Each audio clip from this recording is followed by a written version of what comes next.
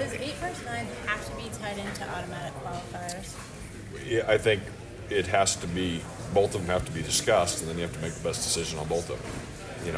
And obviously, the automatic qualifiers goes beyond the walls of our room to the other conferences too, as it should. And but people want to debate all the time whether the rigors of the SEC schedule and how does that compare 8 versus 9. But on top of that, we play a lot of good non-conference games too, right? If we go to 9, that'll be impacted for some schools. It'll be impacted for us because we've scheduled 2 A4, Power 4, whatever we want to call them, non-conference games starting this year. So I think they're all connected. Was there any regret in that sense of scheduling all those games out to 2030s, and given how the committee viewed some of that last year? Well, I read that a comment from another school that said it didn't matter who you played non-conference, that the CFP said that. I'm not sure. I would hope they didn't say that. I think good non-conference matchups are good for your program. They're good for your fans. They're good. The kids enjoy playing in them. Good for the game of college football, and that all should be heavily weighted. And so at the time when we scheduled them based off the information we had. Coach Saban and myself at the time had both encouraged more SEC games. When we didn't think that was going to happen, we started scheduling those 2 Power 5 non-conference games, now Power 4. We're excited to play Florida State. We're excited to play Wisconsin this year. And, those types of games should continue. I think that's good for the game. The fate of the conference championship game, the play-in weekend, is that also kind of tied to automatic? Yeah, that's all part of the discussion. There's been some discussion about it already. There'll be more. We haven't landed anywhere yet on that. How far along do you think it is? Is it still conceptual? More conceptual right now. Have you all talked about home sites versus neutral sites for that? I would think if anything you would add in the future, this is just one opinion, is that you try to get games on your campuses. The benefit of it, like Greg was talking yesterday, this is about hope.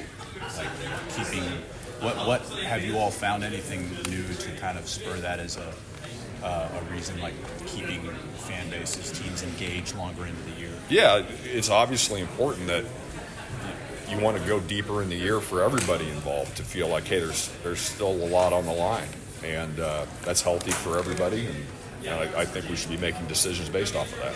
A.G. Hines Company. They've been around for over 100 years, selling building materials since anyone can remember. We have an exceptional group of attorneys that work here. We're all trying to be better attorneys, be better advocates for our clients, be better people. It makes me proud to be part of the team when I see how much the attorneys care about their clients.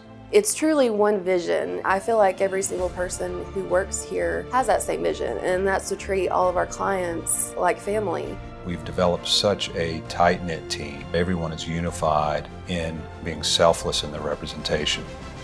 The Garza Law Firm. Let us help. If you had to summarize the most important things to the SEC as playoff futurists considered, what would that be?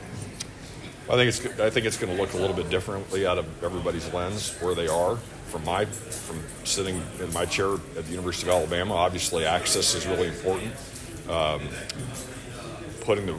Having a pretty clear understanding of what gets you in, what doesn't. I know last year I talked about a lot of what I read was 2 versus 3 losses, and that was concerning. And granted, ultimately it's up to you and the play that you have on the field, and you got to recognize that. But I do believe that when you looked at the bullet points, it wasn't numbers, but bullet points for the CFP.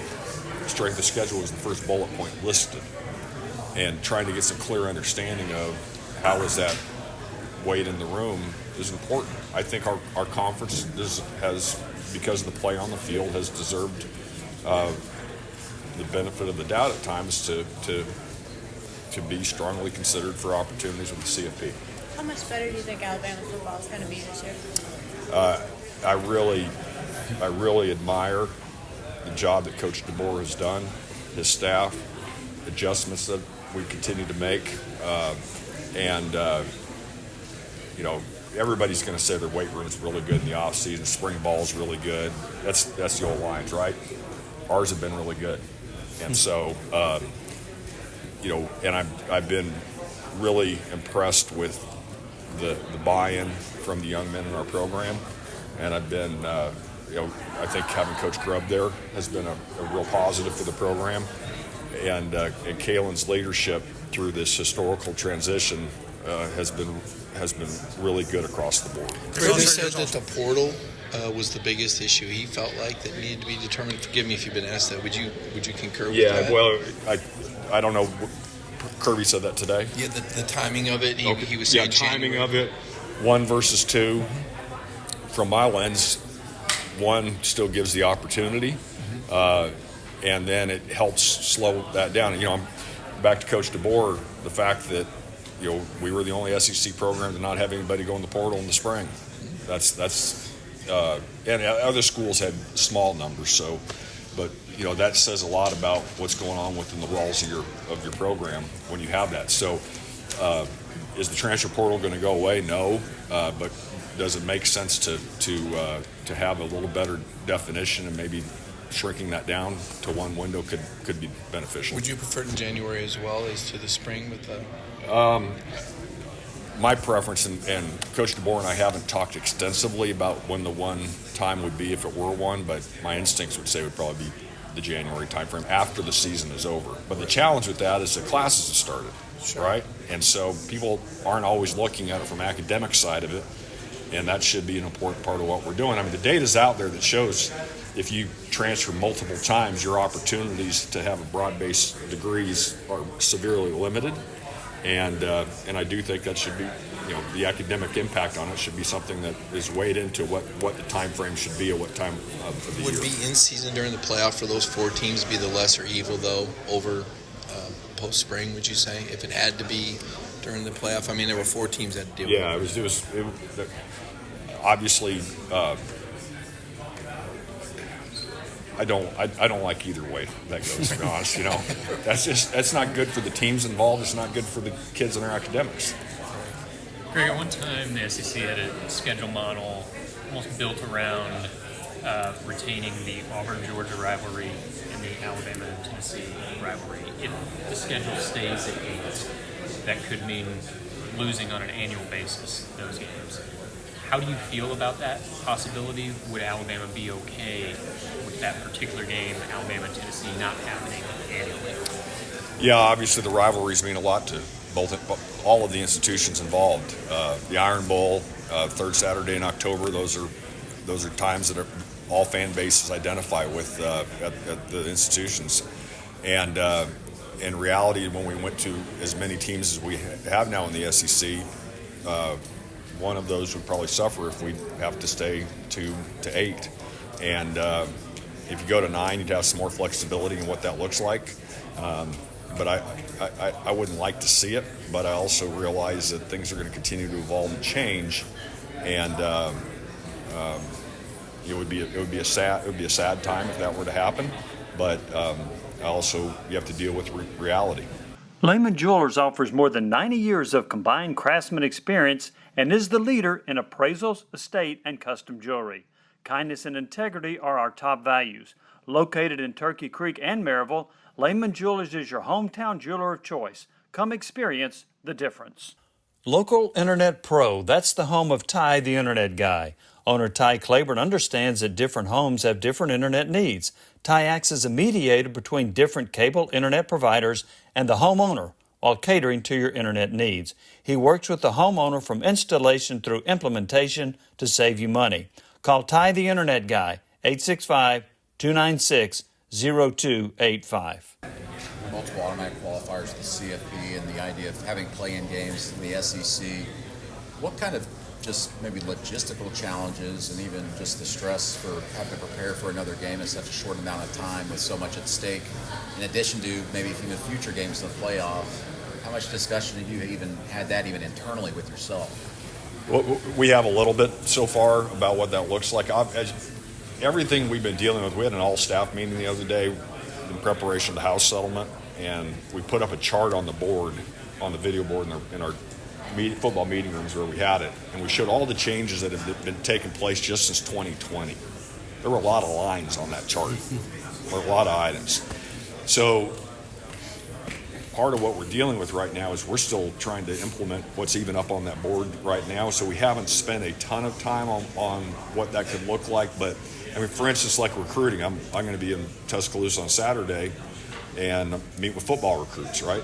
So football official visitor times have shifted because of the early signing period. That if you would have told me 3 years ago that we'd be spending more of our time on Saturdays in June meeting with football recruits than we would in the winter, it's like, it doesn't make any sense. But it is where it's reality now, so we got to deal with that. So have there been some discussions about that? Yes. Anything concrete on that? Not yet. Is it crazy that People, maybe 18 months away you might be doing it? Yes. Actually doing it? Yeah, absolutely. That could become another reality, could another line up on the board for us.